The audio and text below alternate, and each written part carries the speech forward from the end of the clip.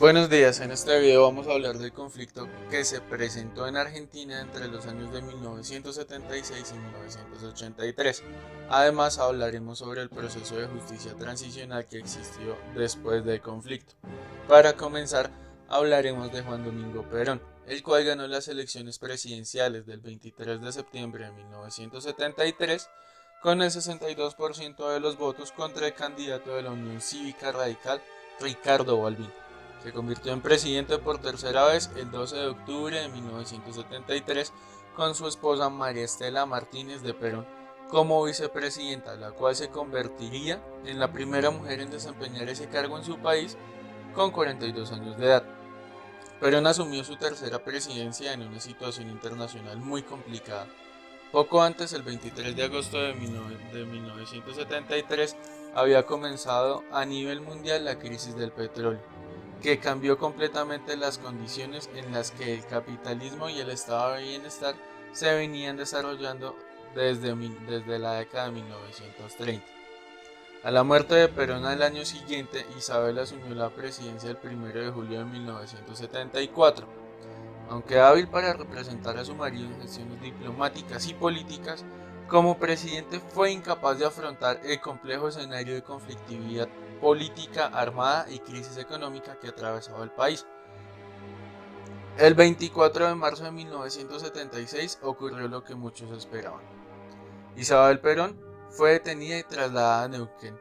La Junta de Comandantes asumió el poder, integrada por el teniente general Jorge Rafael Videla, el almirante Eduardo Emilio Macera y el brigadier general Orlando Agosti, los cuales designaron como presidente de facto a Rafael Videla y dispusieron que la Armada, el Ejército y la Fuerza Aérea compondrían el futuro gobierno con igual participación. Es así como comienza el proceso denominado Reorganización Nacional, en el cual José Martín de la Hoz fue designado ministro de Economía y el 2 de abril anunció su plan para contener la inflación, detener la especulación y estimular la inversión extranjera. La gestión de Martín de Hoz, en el contexto de la dictadura en que se desenvolvió, fue totalmente coherente con los objetivos que los militares se propusieron. Durante este periodo, la deuda empresarial y las deudas externas pública y privada se duplicaron. La deuda privada pronto se estatizó, cercenando aún más la capacidad de regulación estatal. Con ese clima económico, la Junta Militar impuso el terrorismo de Estado. Que fuera a enfrentar las acciones guerrilleras, desarrolló un proyecto planificado dirigido a destruir toda forma de participación popular. El régimen militar puso en marcha una represión implacable sobre todas las fuerzas democráticas, políticas, sociales y sindicales, con el objetivo de someter a la población mediante el terror de Estado e instaurar terror en la población y así imponer el orden, sin ninguna voz disidente. Se inauguró el proceso autoritario más sangriento que registra la historia de Argentina, en la cual estudiantes, sindicalistas, intelectuales, profesionales y otros fueron secuestrados, asesinados y desaparecieron. Con la dictadura interpuesta por los militares se institucionalizó y potenció el modo represivo, la metodología de secuestro, tortura, desaparición y la instauración de los centros clandestinos de detención como dispositivos de exterminio de los prisioneros, de los cuales la Escuela de Mecánica de la Armada constituyó un engranaje emblemático entre los 340 centros que se habían desplegado por todo el país.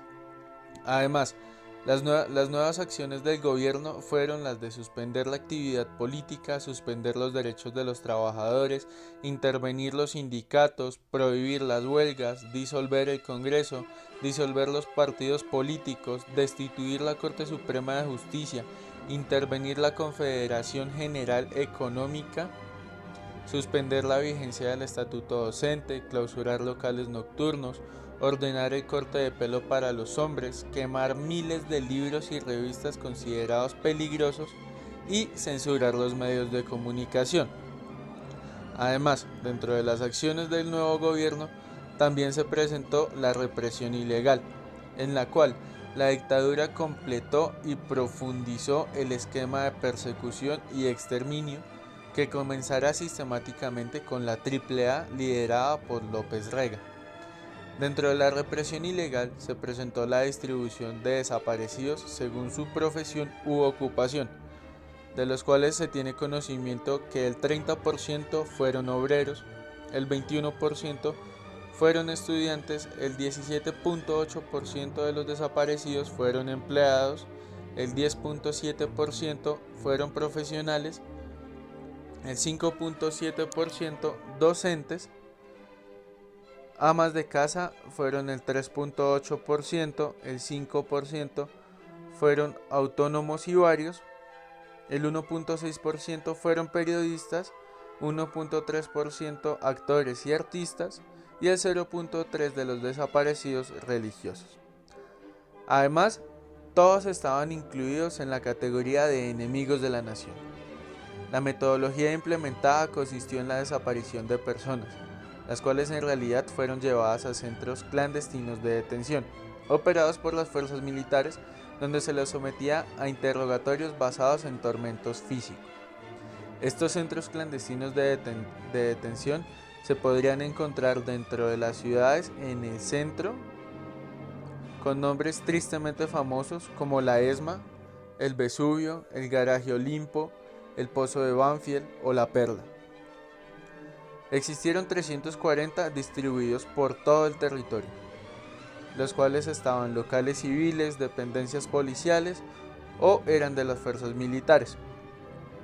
Fueron acondicionados para funcionar como centros clandestinos. Estas cárceles clandestinas tenían una estructura similar: una zona dedicada a los interrogatorios y tortura, otra donde permanecían los secuestrados, que ser secuestrado o chupado, según la jerga represora, significaba ser fusilado o ser arrojado a río desde un avión o helicóptero. Hubo miles de desaparecidos. La CONADEP constató más de 9.000 casos. Los organismos de derechos humanos hablan de más de 30.000. También hubo una actividad bastante llamativa, la cual se llamó apropiación de chicos, el cual era un plan sistemático de apropiación de niños, los cuales eran robados o que las madres parían en los centros de detención. Estos fueron suscritos como hijos propios por muchos miembros de la represión, vendidos o abandonados en institutos. Durante la dictadura, los militares consideraban que los hijos de los desaparecidos debían perder su identidad, por eso lo hacían desaparecer y los entregaban a familiares de militares. Ellos pensaban que la subversión era casi hereditaria y que se transmitía a través del vínculo familiar. De igual manera, existió una operación conocida como la Noche de los Lápices, que se desarrolló entre agosto y octubre de 1976, la cual implicó el secuestro y desaparición de estudiantes secundarios de la ciudad de La Plata que habían luchado en defensa de un boleto estudiantil. En medio de la dictadura existió un grupo el cual se llamó Las Madres de la Plaza de Mayo, que nació en 1977, integrado precisamente por madres de desaparecidos, cuya lista engrosaron también algunas de las fundadoras. Se convirtió en el más activo sector de oposición del gobierno. Además, con el Mundial de Fútbol de 1978, en el cual ganó la selección argentina el Mundial de Fútbol, ha supuesto que la junta militar que dirige el general Videla haya cubierto con creces los objetivos que se propuso al emprender la organización del campeonato. Durante 25 días los problemas del país argentino han pasado a un segundo plano y el título mundial conseguido por su selección los mantendrá oculto por más tiempo aún. En 1982 se presentó la Guerra de las Malvinas. En medio de una crisis política, económica y social de régimen militar, sorpresivamente el 2 de abril de 1982, tropas argentinas recuperaron las Islas Malvinas.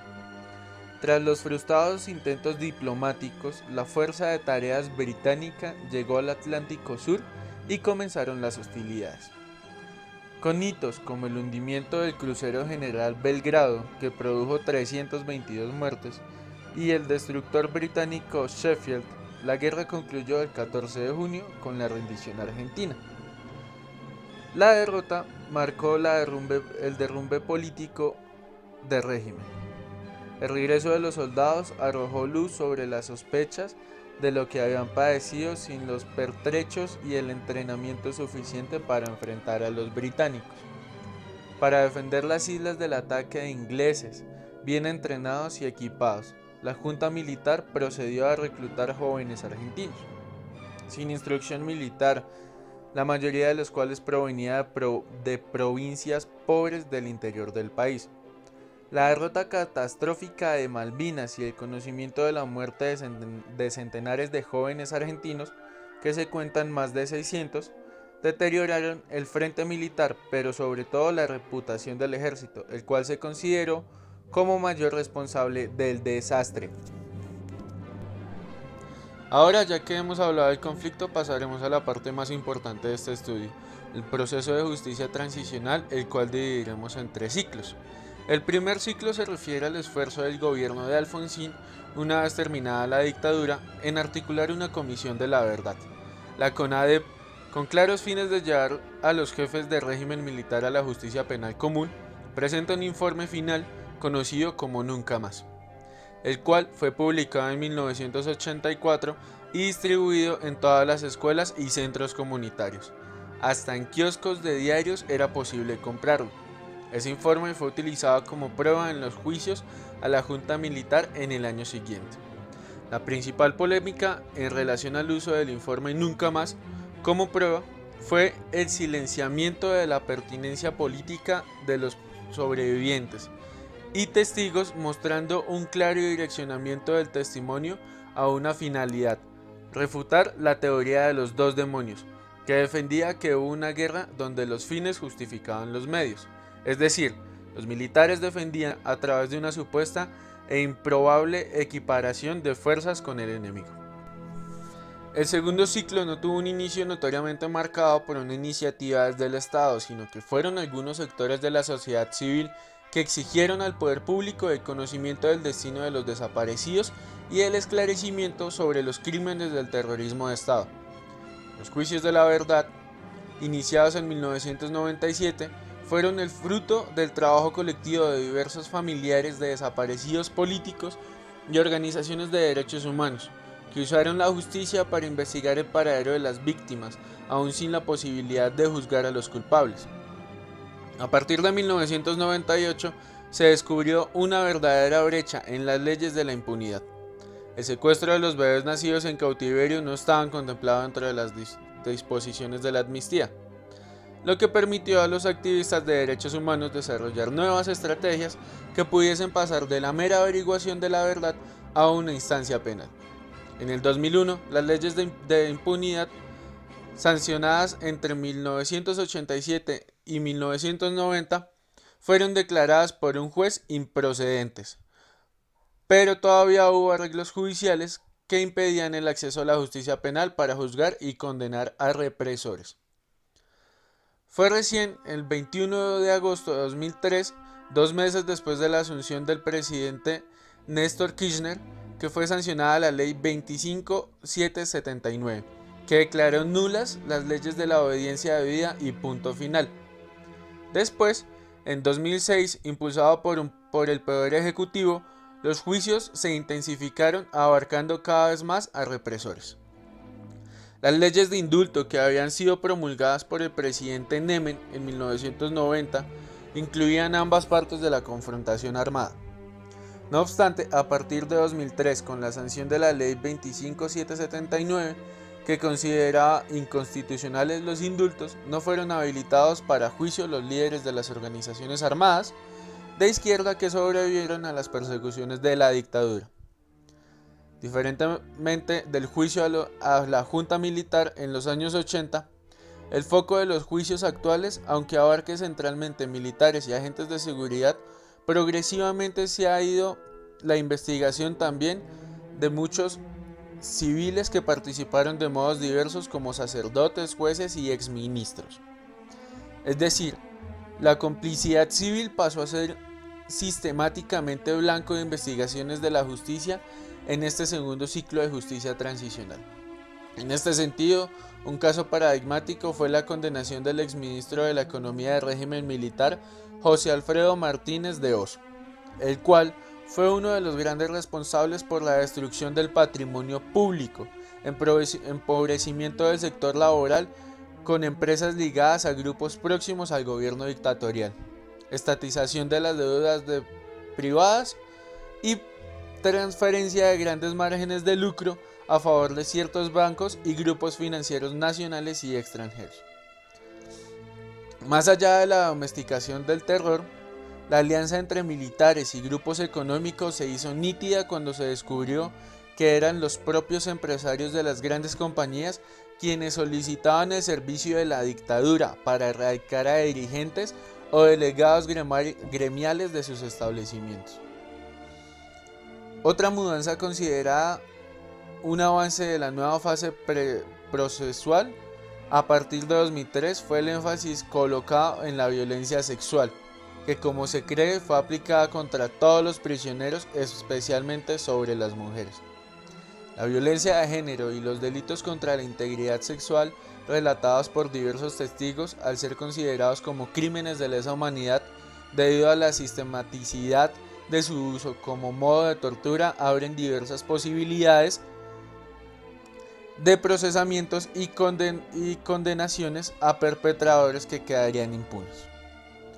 Durante el proceso de la megacausa, conocida como Primer Cuerpo del Ejército, por ejemplo, fueron reconocidas judicialmente aproximadamente 1000 víctimas y fueron condenados casi 100 de los acusados, entre ellos militares del Ejército y de la Fuerza Aérea, integrantes de la Fuerza de Seguridad, Inteligencia y Servicios Penitenciarios, desde Máximo y el exdictador Rafael Videla hasta los torturadores.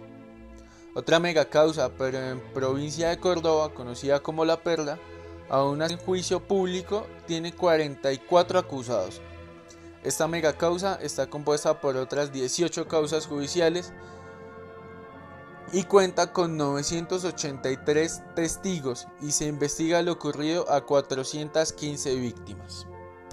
Ahora, en el tercer ciclo de justicia transicional, vamos a hablar sobre el gobierno Kirchner y su aparente democracia con tintes de dictadura. El 23 de mayo de 2003, Néstor Kirchner, quien gobernaba la remota provincia patagónica de Santa Cruz desde hacía 12 años, había sido elegido por apenas el 22% del electorado. Pero quedó al mando del país cuando su oponente, el expresidente Carlos Menem, se negó a participar en la segunda vuelta electoral. Beneficiado por un periodo de precios récord de las materias primas, en especial la soja, Kirchner logró sacar al país de uno de sus peores momentos históricos tras el colapso económico de 2001 y 2002.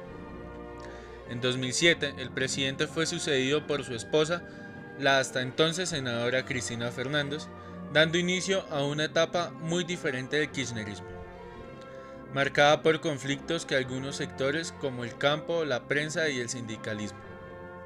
Las diferencias del modelo K se acentuaron tras el fallecimiento de Néstor Kirchner el 27 de octubre de 2010 por causa de un infarto cardíaco. No obstante, Fernández logró una aplastante victoria en las urnas en 2011 y fue reelegida por el 54% de los votos, además de obtener la mayoría en ambas cámaras del Congreso. En estos 10 años, muchas cosas cambiaron. Para los defensores del kirchnerismo, lo hicieron para bien. Para los detractores, todo está peor. Y es que para bien o para mal, la década K marcó al país y dejó su huella en casi todos los ámbitos.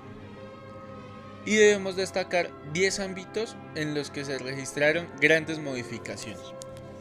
El primero fue la sociedad polarizada. Hace unos años, una de las pasiones de los argentinos era discutir de política. Era impensado que una reunión social, un asado familiar o un encuentro entre amigos no incluyera algún debate de este tema. Pero ahora ya no se puede hablar de política porque genera peleas. Y es que las características más visibles que dejaron estos 10 años de kirchnerismo fue la polarización de la sociedad argentina. Cuando Néstor Kirchner llegó al poder, era un virtual desconocido.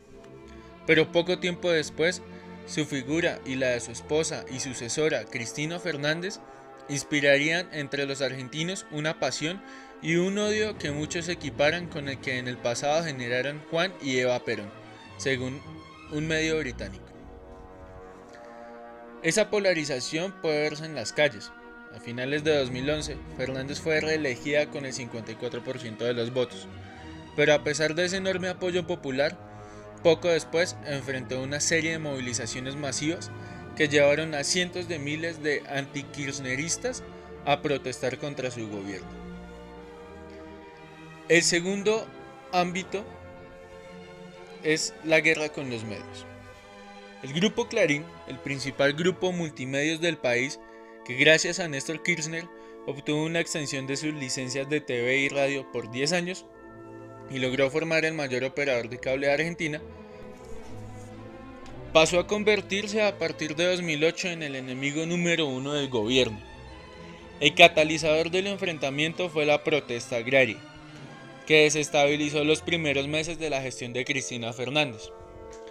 El apoyo de Clarín a los campesinos dio pie a una nueva batalla entre el multimedio y el kirchnerismo, que tendría enormes repercusiones y cambiaría drásticamente el mapa de medios del país.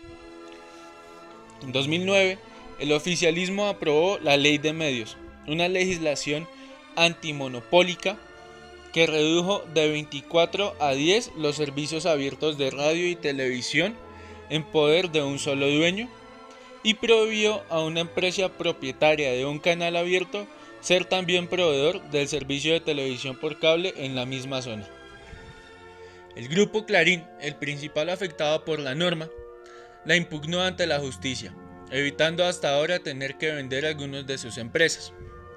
Y la prolongada batalla judicial, que deberá ser dirimida por la Corte Suprema, llevó a Fernández a proponer una polémica reforma del Poder Judicial que ha sido ampliamente cuestionada. El enfrentamiento con Clarín también tuvo otros escenarios. Una pelea por el control del papel prensa, la única productora de papel para periódicos del país que pertenece mayoritariamente a ese multimedio y al diario La Nación y minoritariamente al Estado. A fines de 2011, el kirchnerismo aprobó una polémica ley que declaró que el interés público, la fabricación, comercialización y distribución del papel de diario y reguló el funcionamiento del papel prensa. En los últimos años, el gobierno ha sido acusado de cooptar varios medios a través de empresarios amigos. Según sus detractores, el kirchnerismo actualmente controla directa o indirectamente el 80% de los medios. Por su parte, el Frente para la Victoria acusa a los diarios Clarín y La Nación de desinformar y promover una cadena de desánimo entre la población para perjudicarlo. El kirchnerismo también ha sido cuestionado por la justicia por su uso arbitrario de publicidad oficial, favoreciendo a algunos medios y ahogando económicamente a otros. La presión económica sobre la prensa crítica se acentuó en 2013 con una prohibición a supermercados a publicar avisos en diarios de la capital. El tercer ámbito en el que se produjeron grandes cambios fueron en los derechos. Una de las políticas más elogiadas del kirchnerismo ha sido la ampliación de derechos, tanto humanos como civiles. Apenas asumió en 2003, Néstor Kirchner promovió en el Congreso la anulación de las llamadas leyes del perdón, que garantizaban la inmunidad a muchos acusados de crímenes de lesa humanidad durante el último régimen militar.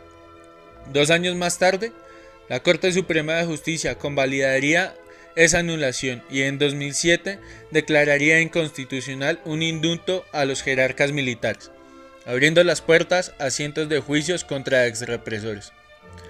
La mayoría de los líderes militares responsables, según las agrupaciones de derechos humanos, de la desaparición de unas 30.000 personas, enfrentarán juicios y muchos ya fueron condenados. La reactivación de los juicios contra exrepresores recibió el apoyo de gran parte de la sociedad argentina, pero no de todos. Algunos, especialmente los sobrevivientes y familiares que fueron víctimas de grupos guerrilleros durante los años 70 cuestionan que los ex líderes rebeldes no hayan sido juzgados por los militares. Por otro lado, el gobierno de Cristina Fernández también fue elogiado por mejorar los derechos de las mujeres. A finales de 2012, una nueva ley agravó las penas para los delitos de la violencia de género y otra endureció las condenas para los crímenes de explotación sexual y la trata de personas. El siguiente punto habla sobre la inflación. Uno de los cambios más notables de los últimos 10 años fue el aumento de la inflación y las acusaciones de que el gobierno falsea las estadísticas sobre ese tema. En 2003, la inflación argentina era de 13.4%, una cifra que se redujo durante los primeros años de la presidencia de Néstor Kirchner. A partir de 2007, empezó un proceso inflacionario, que según las mediciones privadas colocó a Argentina entre los países con mayores alzas de precios del mundo. Sin embargo, la situación nunca fue reconocida de manera oficial. En 2007, el gobierno intervino el órgano de medición del país, el Instituto Nacional de Estadísticas y Censos, INDEC. Desde entonces, las cifras oficiales de inflación se mantuvieron en promedio por debajo del 10%, mientras que las estadísticas recogidas por las consultoras, las provincias y la oposición promediaron el 24%. En febrero de 2013, el Fondo Monetario Internacional emitió una inusitada declaración de censura contra Argentina por la falta de precisión en sus indicadores económicos.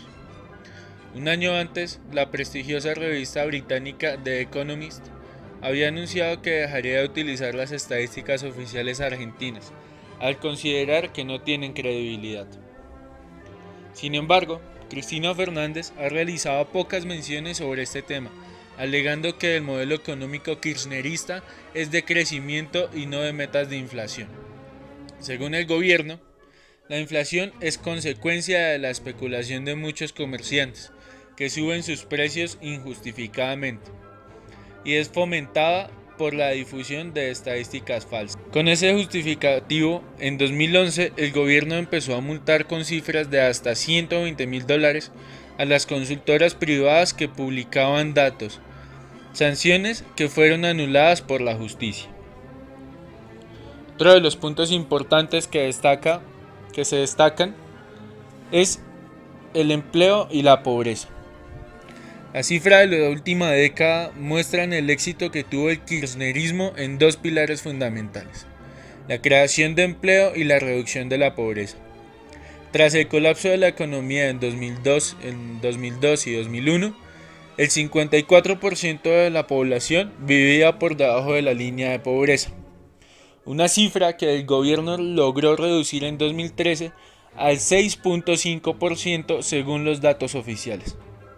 Aunque organizaciones privadas aseguran que si uno contempla la inflación no reconocida por las autoridades, la cifra actual de pobres supera el 20%. En tanto, el desempleo se redujo del 17% al 6.9%, impulsado principalmente por el Estado, que sumó cerca de 1 millón de trabajadores nuevos desde 2003. Favorecido por una economía pujante gracias a los altos precios de las materias primas, en particular la soja, el gobierno logró revertir drásticamente la situación del país. Según el Banco Mundial, Argentina duplicó su clase media en la última década y fue el país latinoamericano con el mayor aumento de este segmento social como porcentaje de la población total. Entre 2003 y 2013, el gobierno incrementó el salario mínimo en más de 1.300%. En tanto, el Ministerio de Desarrollo Social, dirigido por Alicia Kirchner, hermana del presidente, aumentó en casi un 1.700% su presupuesto para planes sociales y creación de cooperativas, llevando a los críticos a denunciar una política clientelista. Muchos de los gastos sociales se financiaron con el dinero de la Administración Nacional de la Seguridad Social, que absorbió los fondos de las jubilaciones y pensiones privadas nacionalizadas en 2008. Durante su década en el poder, el kirchnerismo amplió enormemente la seguridad social, convirtiendo a Argentina en el país con mayor índice de cobertura social de América Latina con el 94.3%. En 2005, el gobierno anunció una moratoria previsional que permitió que unos 2.5 millones de jubilados reciban una pensión a pesar de no haber hecho todos los aportes correspondientes. Los nuevos jubilados equivalen a más del 40% del total y, según algunos expertos, representan una carga económica insostenible de cara al futuro.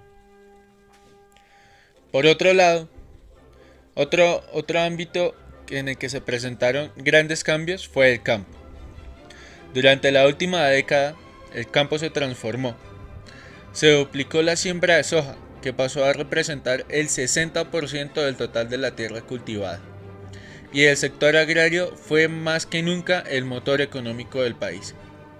A la vez, los productores rurales se convirtieron en uno de los opositores más acérrimos del kirchnerismo. Las tensiones comenzaron en 2008, cuando Cristina Fernández, a poco de asumir, aumentó los aranceles de la exportación de soja, dando pie a un enfrentamiento que tendría fuertes repercusiones, no solo económicas, sino principalmente sociales y políticas. De igual manera, el modelo económico K dependió en gran medida de los ingresos generados por la venta de soja, la principal exportación argentina. Ante la imposibilidad de acceder al mercado de capitales tras el default de la deuda en 2001, la economía argentina basó el ingreso de divisas principalmente en su superávit comercial.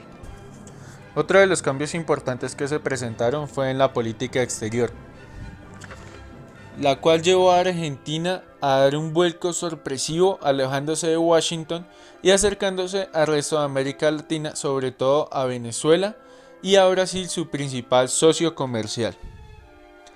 Además de una afinidad ideológica con Caracas, se fundamentó en la necesidad del gobierno de obtener fondos para el país ante la imposibilidad de acceder al mercado de capitales.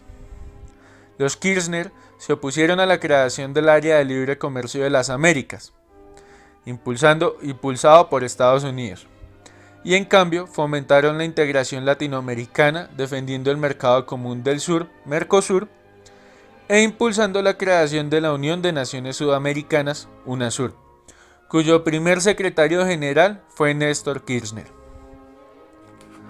Por otro lado, en el plano económico, el aumento de las exportaciones de soja amplió los vínculos del país con China, mientras que la decisión de expropiar a Aerolíneas Argentinas en 2008, la petrolera Repsol YPF en 2012 causó tensión con España, el principal socio comercial europeo y aliado histórico del país.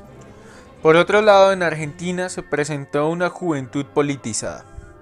Uno de los mayores logros que se le atribuye al kirchnerismo ha sido su capacidad para movilizar a los más jóvenes.